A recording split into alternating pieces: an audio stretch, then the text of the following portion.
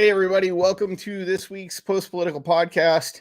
I'm the host, Derek Britton, and I'm very excited again for another special guest we have tonight. Another guest local to Massachusetts. He's in Boston, and I'm going to introduce him in a second. But first off, we have the advertisements.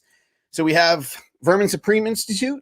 Our purpose is to inspire social evolution through the disruption of authoritarianism, to promote compassionate activism, and to spread knowledge of redacted history.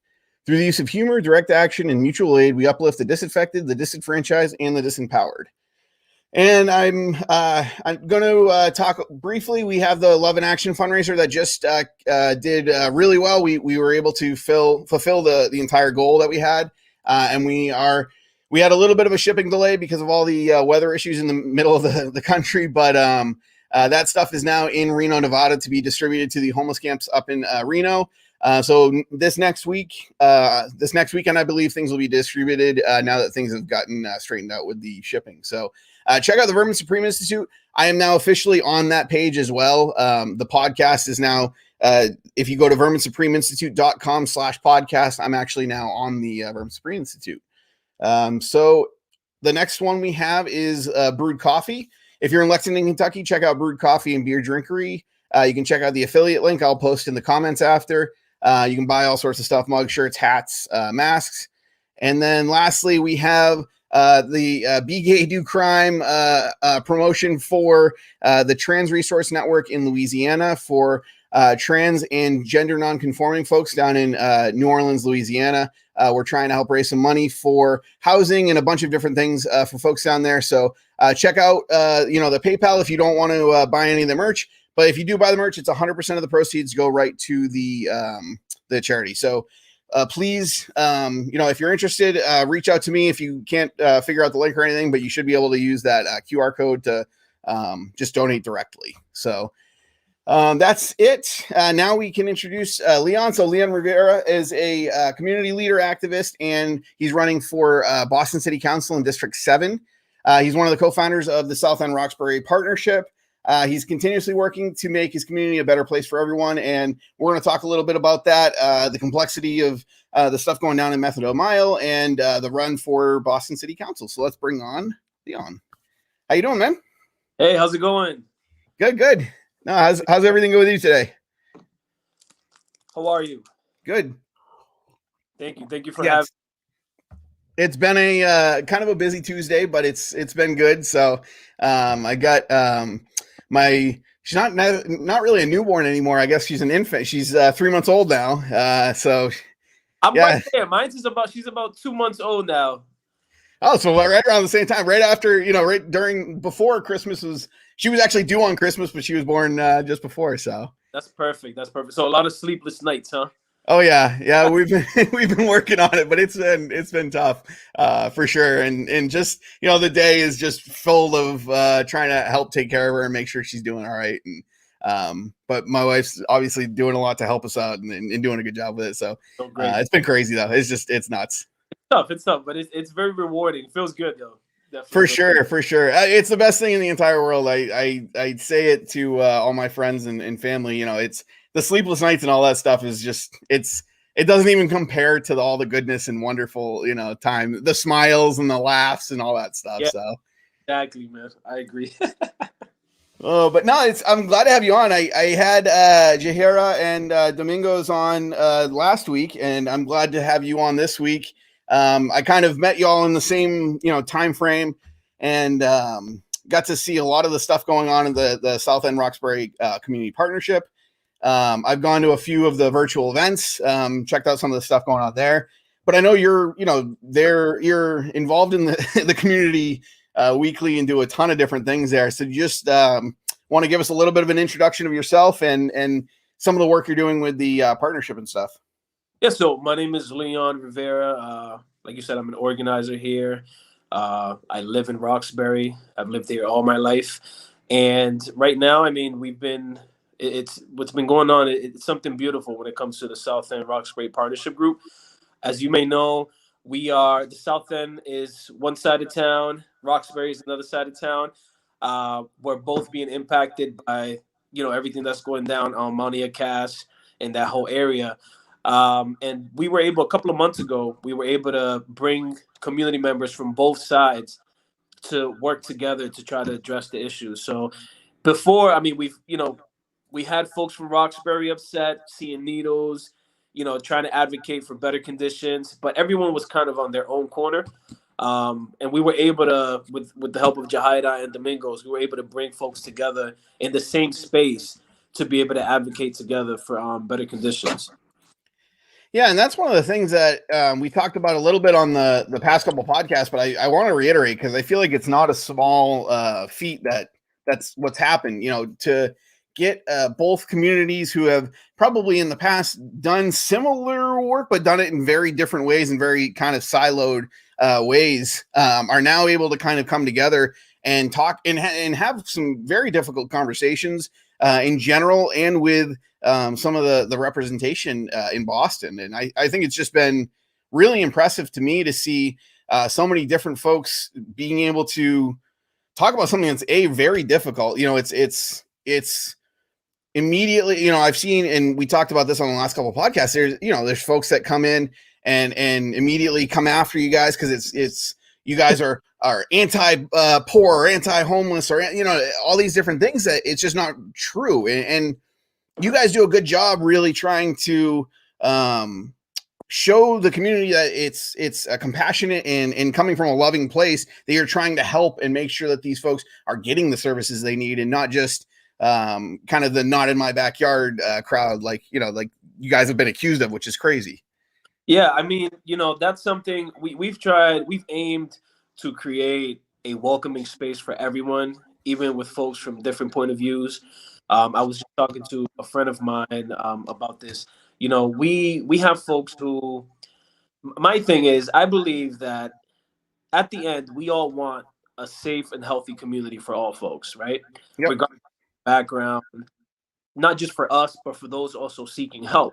So I believe that if we're able to put our differences, those small differences aside and focus on the big picture, which is, improving our community and giving those who need help, the right help that they need, I think we can do some amazing things. So a lot of folks do come into the group and, the first thing they say is, oh, well, you guys, we saw someone last week say, well, why are you complaining about them? If you're giving them clothes and you're giving them food, at the end of the day, these are human beings, and it's not just a white thing.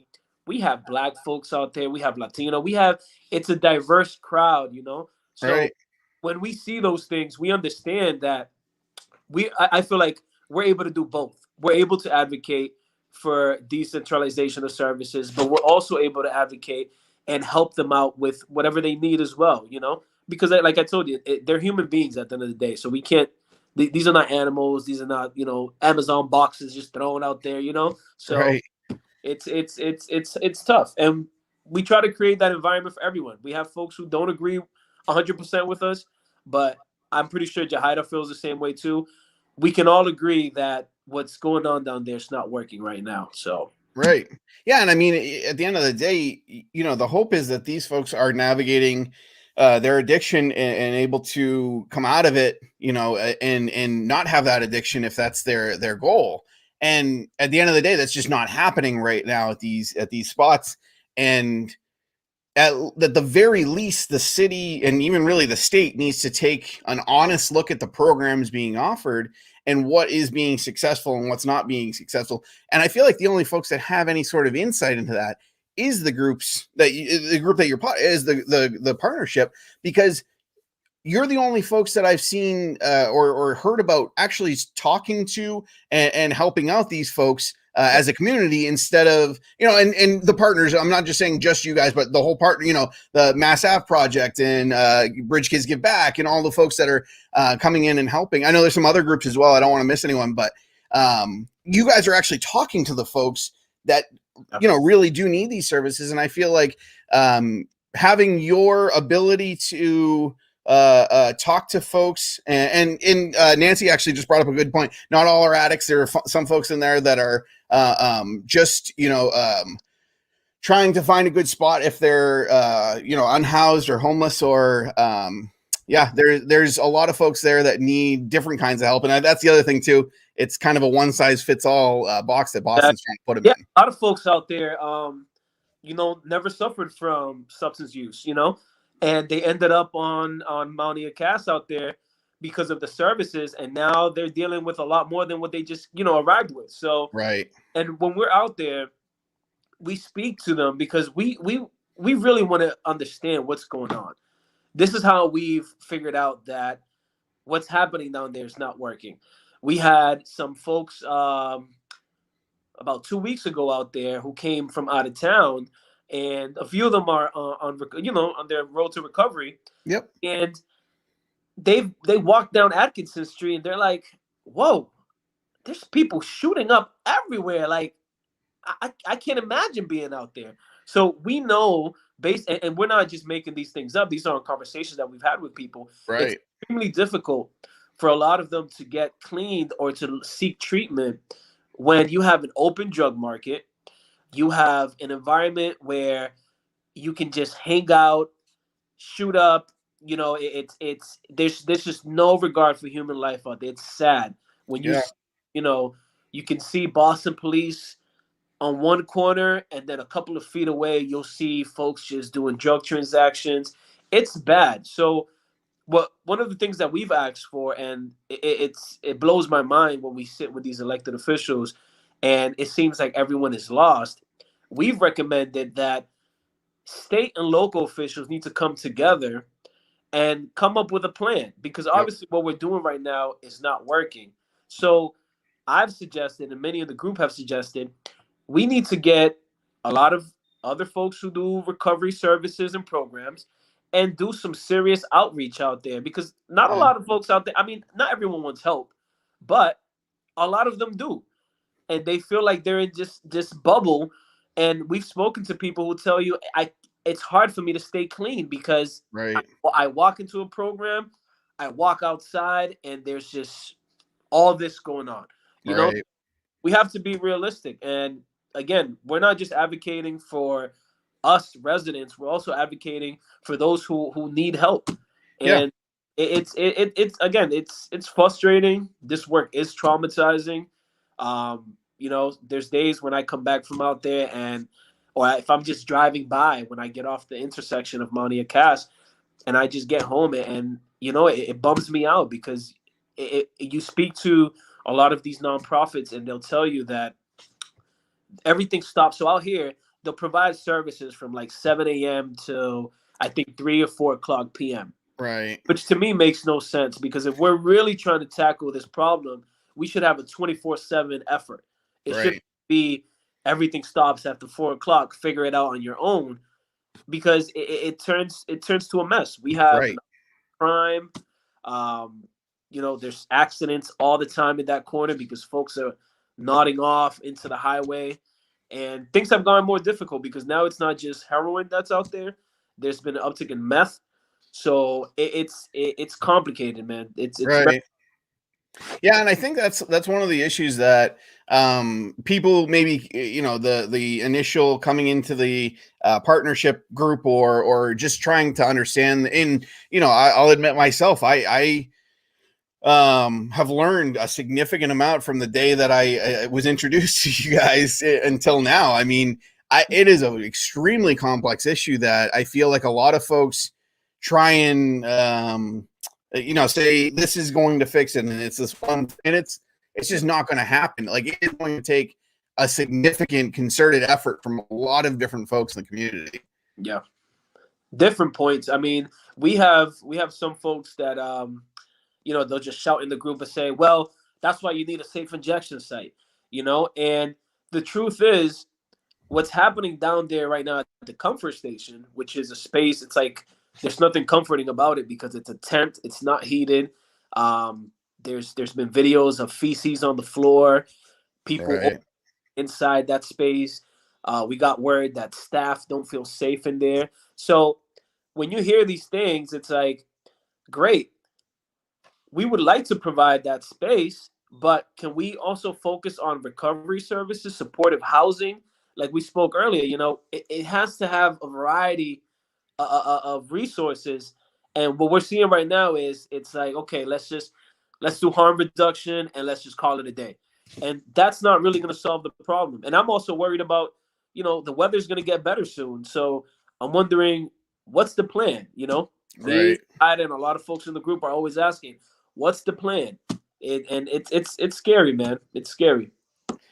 Yeah, no, and I definitely think that, the first big kind of hurdle is really the education, and I hope this is what I'm trying to help out with is get the message from you guys out to as many folks as possible on this show, but also trying to share stuff outside as well with friends that I know local to the area as well, because I feel like there's got to be a shift in, or at least an education piece in the public, so that people actually know what's going on, what people in the community are actually seeing firsthand, and also the lack of, like, if someone sees that a use area is open and there's services provided, they almost check a box and feel like, okay, well, that's done. We don't have to worry about that issue anymore. And I don't think people just even have the realization that this is still going on, and it's not improving, day after day. It's actually, can be almost harmful, to the folks looking for the services. And I feel like more folks would be, reaching out and trying to help more with kind of spreading this message. And I think y'all have done a great job trying to do so. I'm hoping to help amplify that as best I can and tell as many folks.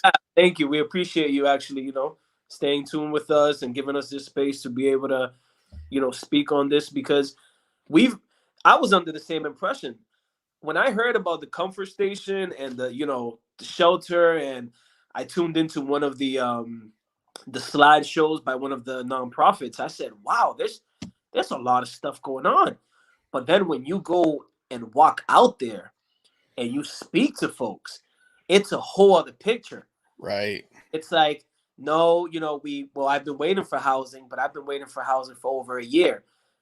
They just keep telling me to wait, and then we ask about clothing and food. It's like, no, we don't have access to masks. No, we don't have, clean bathrooms. And then you start wondering, okay, so if all these resources are being poured into this area, why are these conditions still the same? Right. I think that things would change, or maybe, okay, a lot of these folks try to tell us that the COVID, this was due to COVID, that we've seen the uptick in crime, and a lot of folks, we understand COVID, impacted some services, but we've been going through this for years now. Before Right. COVID, we had needles in our parks before COVID. We had people overdosing on our streets and our school grounds before COVID. So at a certain point, it's not a valid excuse, Right. And Yeah, it seems like kind of that almost not the checkbox, but kind of that same, like, okay, it's COVID. After COVID, yeah, the world will be a better place, and we won't have to worry about this yeah. anymore. And it's just like this very convenient way of thinking that the problems will go away once this one hurdle is gone past. And like you said, this has been happening, since they've taken away a lot of the services and the Long Island Ferry and all that stuff as well. So yeah, no, I think there's a ton to talk about there. And like I said, I really think it's I think the work you all do is incredible. I see Nancy talking in the comments about, she's going to be there with folks, and it's amazing. I think, people seeing you all do so much with much less as far as resources that the city's working with is both inspiring and disheartening. It's inspiring to see how great you're able to do so much with just working on donations and volunteer time and things like that. But it hits you harder of what is the city doing with the resources that are being allocated to this, and why isn't it being as effective? And you could do an entire 2 hours on that, I feel like. But no, it's true. And we feel so, like Nancy, for example, we met Nancy a couple of months ago, and that was just through social media. There's so many folks that reach out, especially through, the Needles in the Park page or the South End group, and they say, hey, how can I help? And we've had people all the way from Wilmington, far out, Worcester, very far out, come down to come help us. And they'll provide, coats and socks and so many things. And to me, it's really inspiring when I see, I have people from all different type of political views coming down because they believe that what's going down there is not okay. And I think, and again, like you said, at the same time, we're like, hold on, but if every week these folks need socks, masks, hand warmers, food, where are the resources? You know what I mean? Or what are we doing? But we're finding out more every day. For example, we just found out that part of the reason why the comfort station closed was because a lot of the staff weren't feeling safe there. They were feeling overwhelmed, overpowered by everything that's happening, not just the drug activity, but the amount of people coming in, and I understand that too. And that's why I feel like we can be doing so much more when it comes to providing not just services on Mass Ave. We need to start looking at other ways. We need to start looking at vacant city and state property throughout the state that's just sitting there, like the Shattuck Hospital, that we can use to actually provide a clean and healthy environment for people to really have an opportunity to get out of the situation they're in. Because I personally, and you can talk to a lot of people, being down on Mass Ave is not the way to go because we've lost control. We literally have lost control of this. And I saw that, thank God, there was a bill that was introduced. It didn't move, but it was for a pilot program, a 10-year pilot program for a safe injection site. Right. And to me, I understand when you're doing a pilot program, you would do it for a year or two, but 10 years, you know what I mean? That's kind of shady. Right. And then if you look at everything that's going down there, the comfort station has all the characteristics of a safe injection site, a non-functioning safe injection site. Let's say that, because I'm pretty sure that Portugal and all these other places are not just opening a space and just letting it ride out, because that's how we're doing in Boston. We're just letting it ride out. There was a stabbing and now we close it. It's bad. And it seems like there's not even a lot of, like, if you look at what successful countries and other programs have done, is they'll use data to help, drive the things that are working well. They'll continue to do those, and the things that aren't working well, but there doesn't seem to be any interest in providing that feedback or taking an honest look. And I feel like that's the issue. And I'm not talking about the community, I'm not talking about you guys, I'm talking about the city of Boston or the state. They don't want to take an honest look at the failure and the money that they've put in to this program that's just not continuing to produce positive results for the community. And I think there's, like I said, I'm really, really hoping the advocacy and the kind of the, I don't want to say promoting, but being able to show and educate folks that, look, these sites would be a good thing if they were working correctly and they're helping people, but they're not doing as it was originally intended. So, and that's why we do so much of the sharing, and we encourage people in our community to share the pictures and to show, because let me tell you, when you go onto these Zoom calls or when you go into and look at these slides, you wouldn't believe us. You would think that we're going crazy, because the way they paint the beautiful, clean streets, we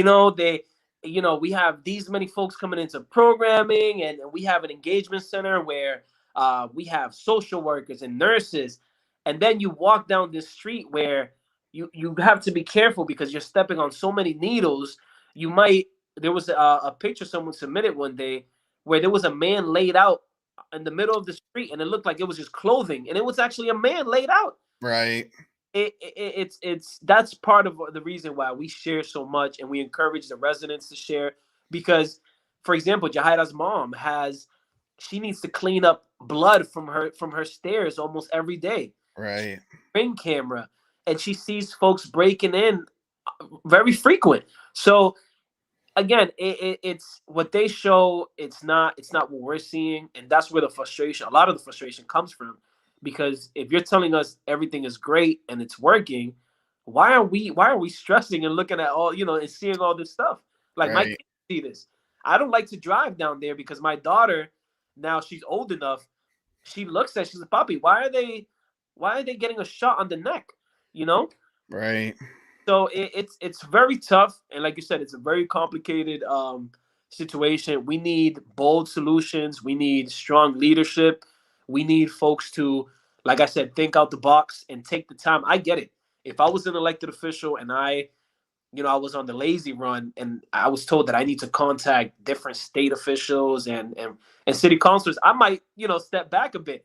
But if I really care about the community, I'd make the effort to Right. start navigating through those, through that area and figure out what we can do, because it's just that the urgency is not there. Yep. You know, there's a very laid back approach. It's kind of like, well, we're trying our best. COVID did this. And then you walk out there and folks are overdosing on our streets. And it's unfair to us, but it's also unfair to those that are seeking help, man. Right. No, 100%. And like, it's I feel like, I say this, I've said this in the last two shows, and I'm saying this a couple of times here. It's such a complex issue that I feel like people try and immediately write off as one thing or another. And the folks that talk about it, they immediately write off those folks as thinking one thing or another.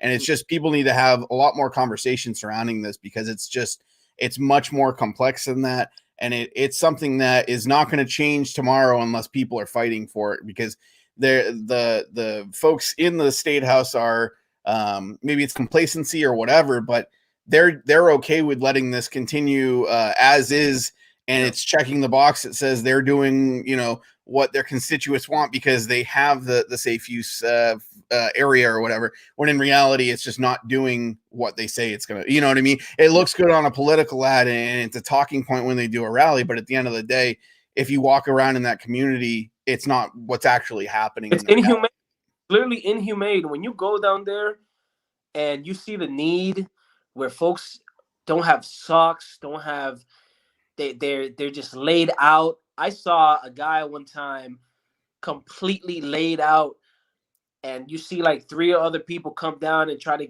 shoot him up with Narcan, and there was cops right down the street. No one moved. They didn't even come down. So there's a huge disconnect, and it's gonna take more than just city and state officials. We need our district attorney's office involved. We need mental health workers. We might even need some construction companies to come in and Right. we need to think big. We need to think big, because it's just not working right now. And I'll just say it again. I think that one huge thing we can do right now is look into vacant city and state property and just start shifting things around, because Yeah. it's the right way to go with supportive housing, recovery services. We put too much in one area, and Right. also that includes some zoning amendments. Here in Boston, we have you can't have two dispensaries in the same corner, you know, Right. but you can have 10, 15 recovery services just shoved on one street. It's Right. so it makes no sense, man. We have a lot of work to do. Yeah, and speaking of elected officials and kind of going that route, I want to make sure we provide some time to talk about your run for city council as well in District 7. I personally, I've only known you a little bit, but I've heard a lot and read a lot. I read, we were talking a little bit earlier. I read the kind of the community endorsements that you got and all the great things that people said about you. It really is. I'd like to see, at the end of the day, my politics completely aside, I want to see people in their community representing their community. And I feel like it's gone so far away from that in, major cities to highlight that, but everywhere else in the entire world, I think it needs to happen more, and we just don't see it happen nearly enough. Yeah, I think so. I think here my district where I live, we have one of the lowest voter turnouts in the city. So we have a super low voter turnout. And part of that is the disconnect that people feel from their elected officials. A lot of folks worry too much about looking good for cameras and being correct all the time, and you lose regular folks like that. Right. Especially when you're out of touch, you can talk about. I always say local politics matter. I was inspired at a very young age with from Chuck Turner. I don't know if you've heard of him, but I think I was about 16, 17 years old when a few children were getting hit on my street. It were speeding cars. I live on a long street, so it's cars always flying down. And it was until one of the little girls, I think she was like 4 years old, she got hit. She was like the third kid hit in a month. And I said, we have to do something. This is crazy. And about 2 months before that, someone was lit dropping some of his information. I happened to take the flyer and I just threw it. I threw it in my room. But I remember the lady told me, "This is your city councilor. He represents you at City Hall." So all that stuff started blinging in my head, and I made that phone call and I said, "Hey, there's kids getting hit on my street. Like this makes no sense." I didn't know who Right. I was talking to. I didn't know what a city councilor was, but I knew he was in charge of something. And Chuck Turner actually invited me to his office in Dudley, and he said, "Hey, I'm in Dudley right now. Um, do you want to come down and speak?" And I remember I was with my friend, and I said, "Yeah, I'll go down." I didn't know what I was going down for, or Right. whatever, but I'm like, "Yeah, I'll go down there." So I took a walk down to Dudley Station, and he sat with me and he just wrote down everything I was saying. And literally 2 days later, he was outside my house, and he calls. He said, "Hey, come outside. I want you to speak to some people here." And when I came outside, he's like, "Listen, speak to this young man, see where he wants the stop signs and all this stuff." And I was just like, "What? Like, this is crazy." So at that moment, I believe from there on, I told myself, like, listen, local politics matter. It matters to be involved in your community. It doesn't matter if it's a trash can. It doesn't matter if it's a dirty lot. It doesn't matter if it everything. If you want, if it, I when I do usually the get out the vote initiatives out here and the campaigns, I Yep. have a lot of people who tell me sometimes, "Well, I'm not interested in voting. I don't. It doesn't involve me." But then I ask them. I said, "Do you care about your child's education? Do you care about your parking? Right. Care about your trash?" Those are they're all tied in. So it's a learning experience. I've learned a lot throughout the years. But I'm very passionate about my community, and I want to see us do good. I want to see us involved. Part of the part of my, let's say, platform, what I would like to see out here, I want to see some civic engagement year round, because we usually, it's election season now, so we're seeing a lot of Zoom calls. We're seeing, Right. and the flyers haven't come in yet, but they're gonna bombard your mail with literature. And I think we need to do better than that. I think we should be doing that year round. We should be doing it not just on election season, because then we wonder why people don't get involved to vote. But it's like, if you're only coming for me when it's voting season, it seems shady. Right. So I think that's part of the reason why I'm running for office too, just to give people that touch of, you can be from the community. You don't need a special degree. You don't have to have these special big connections. You can do it. And I'm Right. I'm a candidate to be, because we have signatures coming out in April to get on the ballot. But I've talked to a lot of residents, and people feel inspired. I have a lot of friends who haven't voted in years, who have pledged to vote. So it feels good, man. Yeah, that's great. And even just getting folks back interested in voting, and it's I have a lot of friends and folks that I talk to that don't believe in family, that don't believe in voting. They say it's I go and vote and it doesn't do anything. It's not fixing what, and it's there is voting is one of the pieces of power that we still have as an individual. And not only that, but we also have the ability to help volunteer on campaigns, or help even just sharing, like folks, oh, I don't have time to volunteer in this person's campaign, but I really feel strongly about, what they're doing, and I want to help in some. Just share their Facebook posts or share their info, have the conversation with your friends and family. Yeah, anything. And I even tell the same thing with young people. A lot of young people sometimes feel like, oh, I can't do much because I can't vote. But I always tell young people, if you can get 2 people, 3 people to vote on your behalf, that makes a huge difference. Absolutely. If you encourage your neighbor or a friend of yours who's 18, 19, like, hey, I really like this person, and I can you vote for them? I mean, depending on the election, or if it's a ballot question, hey, I really believe in this. Can you please vote for me? That makes a huge difference, And like you said, it's a media, and that's why I appreciate everyone on on social media that takes a moment. They'll just share my post. They'll hit a like. That goes a long way, It goes a long way. Absolutely, and it's I think people immediately hear that, oh, we need volunteers, and even then they think, well, I don't want to be the one talking to people and knocking on doors and do it. Helping run the Facebook, helping run a Twitter account, there's so many things. And I talked about this with a few folks a couple interviews ago. There are so many things that need to get done, even just helping get signatures, even just helping do standouts at your, the corner during election day or a couple weeks beforehand with signs and stuff, making sure that, your name is being out there and people are seeing that and recognize that when they go to vote. It's super important. And like you said, there's and I'm excited. It's funny that you say that because Julia Mejia, which is our Boston City Councilor, one of 4, she just launched a it's like a training if you want to run for office, if you want to be a volunteer. And like you said, there's so many ways you can go about it. You can handle a social media account. Right. You can do phone banking. You can anything. There's so many ways that you can help out, and that's something.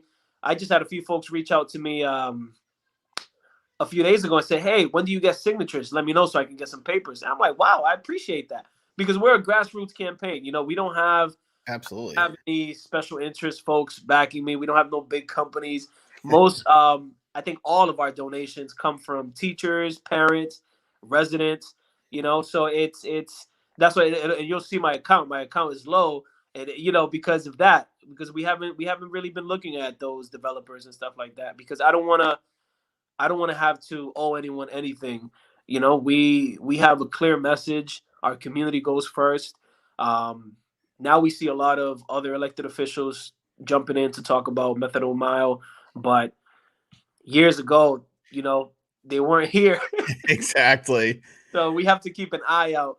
And I'm keeping an eye out as a resident. I'm keeping an eye out too. I'm looking out to see who I'm going to vote for mayor, who I'm going to vote for, who I'm going to encourage my friends to vote for.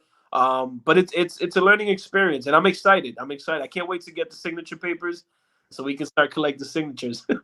Absolutely. No, I'm excited for you. I think this, like I said, I want to see more folks in their communities running, for those races in their communities and truly representing the folks that they're trying to represent. It's you see a ton of, like you said, kind of this inside group that they have these connections or whatever, and they're the ones running, and it's all like kind of an old boys club, if you will, and it's just not the same. It's not accurate representation.